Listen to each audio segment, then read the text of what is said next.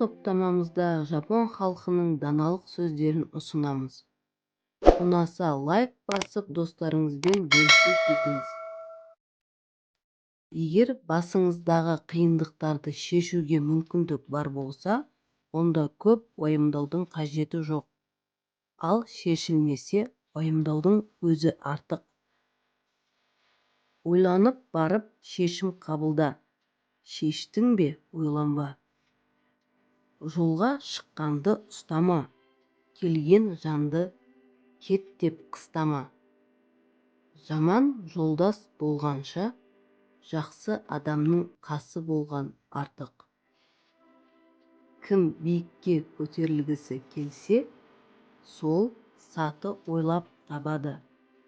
Ойладың ба, істе. Істедің бе, ойланба. Кеткенді ұстама. Келетіннен қателесіп қалма. Жақсының жауы болған жақсы, жаманның досы болғанша. Қарапайымдылық ұлы адамға тән. Жоғарыға көтерілгісі келетін адам баспалдақ ойлап табады. Күйеуі мен әйелі қол мен көз тәрізді болуы керек. Қол ауырса көз жылайды, көз жыласа қол жасын сүртеді. Алыс сапарда жақын жолдан басталады. Әдемі гүлдер жеміс әкелмейді. Тек қана жатқан адам ешқашан сүрінбейді. Бір жылы сөз қыстың 3 айында жылы етуі мүмкін.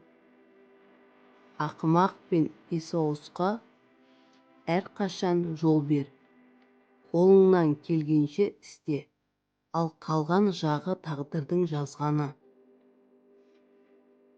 Күлкі шыққан үйге бақыт келеді. Күлімдеген жүзге ауыр сөз айтуға болмайды. Суық көз қарас пен суық сөз шыдау қиын. Қалаған қыз қабырғадан өтеді. Сұрау 1 минуттық ұят, ал білмеу өмірдің соңына дейін ұят. Терең өзендер дыбыссыз ағады. Ер мен әйел көз бен қолдай болуы керек. Алыс жолдың өзі жақыннан басталады. Кім шарап ішсе, оның зиянын білмейді. Кім шарап ішпесе, оның пайдасын білмейді. Қылыш өміріңізде бір-ақ рет керек болса да, өмір бақи асынып жүрген абзал. Әдемі гүлдер жақсы тұқым бермейді. Қайғы жыртылған киім секілді. Оны үйге тастаған жөн. Жанға жылу сыйлайтын бір сөз 3 ай қыстан тоңбай өтуге көмектеседі.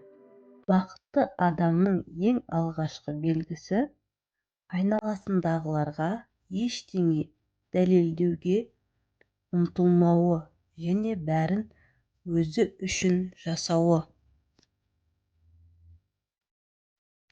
Ішкі дүниесі тыныш адамның сыртқы әлемі де қуанышқа толады. Неғұрлым махаббат, ақыл, сұлулық және жақсылыққа құмар болсаңыз, айналаңыз да осындай жақсылықтарға тола түседі. Қолыңыздағы бар нәрсеге қуана білу молшылықтың бастауы.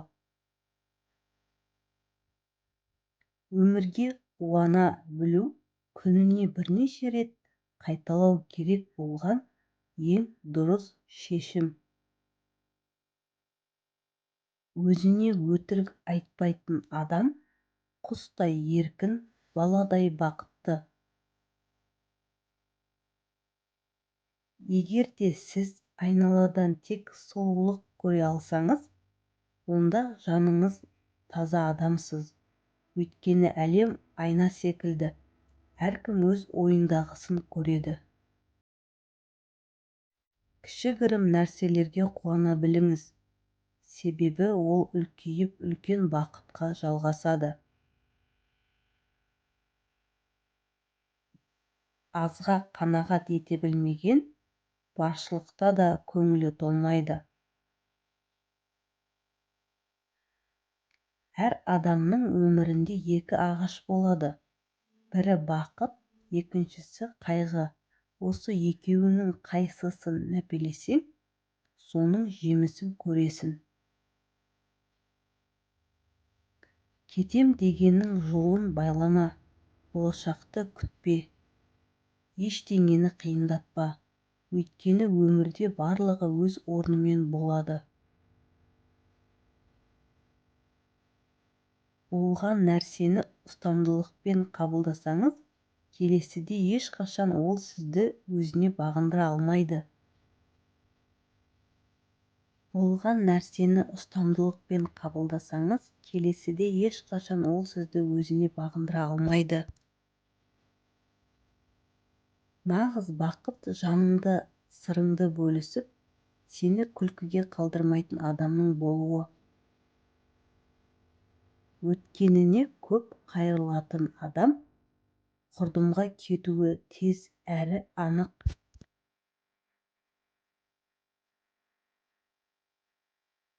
Өзгелерге өзіңіз жайлы көп нәрсе айтпаңыз, өйткені ашу үстінде үнсіз жүргендердің де тілі шығады.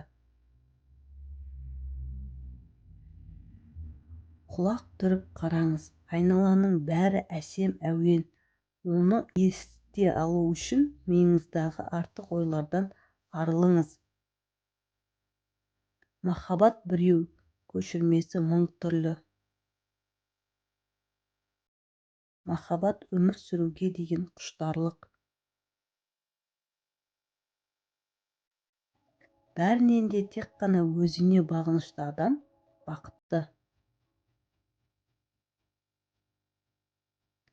Адамның басына қонған бақыттың тұрақты болуы жақсы мінез құлқына байланысты. Мінез бен ақыл жарасса, адамгершілік ұтады. Кейде өзімізді бақытсыз сезінуіміздің себебі басымыздағы бақытымызды тірлікпен алысып жүріп байқамауымызда. Бір күні бұл жалғанмен қоштасатыныңды мойындау керек. Мәңгілік көктемді армандауды қойсаңыз, жаз бен қыста бақыт сыйлайды. Жұлынған гүл сыйлануы тиіс, жазыла бастаған өлең аяқталуы, ал сүйікті әйелің бақытты болуы тиіс. Олай болмаса, әлің жетпейтін нәрсені бастама. Бақыт деген жақсы денсаулық пен нашар есте сақтау қабілеті.